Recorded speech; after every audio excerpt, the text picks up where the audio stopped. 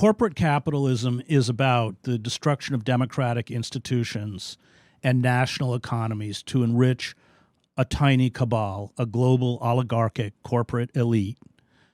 Neoliberalism is the utopian ideology that was created to justify the massive social inequality and misery and destruction of social service programs, right down through public education.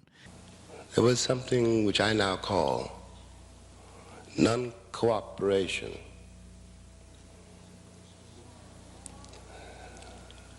How to execute this in detail is something each one of us have to figure out. But we could begin with the schools and take our children out of those schools.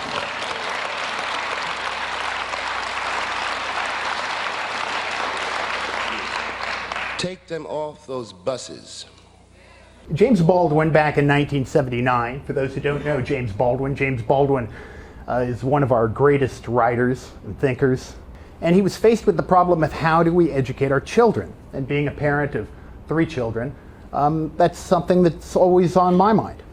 Some of our children's educational lives, we had them in private education. Some of it we had them at Chatham. He said the education industry is a $1 billion industry.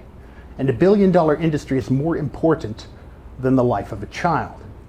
And that's been my experience, that the education industry is backgrounded, that the teachers union that elects all of you is backgrounded, that the public, the parents, the children have no control over the #1 federal lobbyist, the teachers union. And their interests are not the same as mine, not the same as our kids. The content of the education, for instance, at Chatham, the public education, I'll give you an example. My daughter said, "Do you know how long we spent on Native Americans in Chatham, Dad?" I said, "No." She said, "1 day and 2 on the buffalo."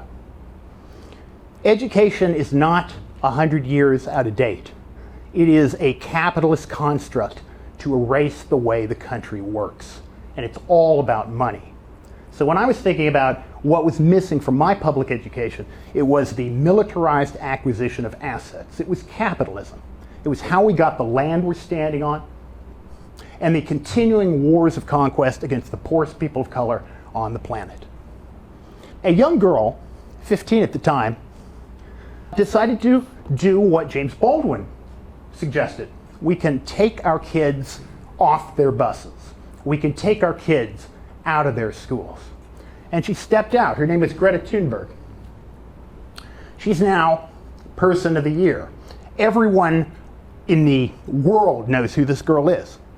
She was able to see through the nonsense and the lies that's presented as history in public school and go, the future that you guys are projecting of driving around SUVs, of eating red meat when it's one of the major climate destroyers, is only going to cause the death of her and her children and the planet. And so the question that every board member should be thinking when pulling kids out of school raises them to the highest level because they can finally see is, what are you going to do as ostensible educators when, in fact, as I say, all of you are elected by the teachers union? That's your interest. And Ms. Faxon, you always make faces when I talk.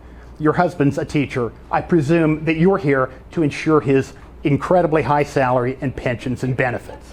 So whenever you make fun of me, I always think you're the last one who should be making faces. So my recommendation, I'm the last one. So my recommendation is that you guys consider what you're going to do about public education to prepare kids for the future, because I'm extremely lucky. But by removing my daughters from the school, both are going to attend Harvard.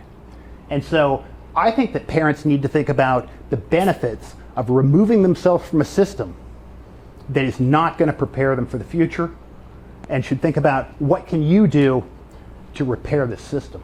Thanks.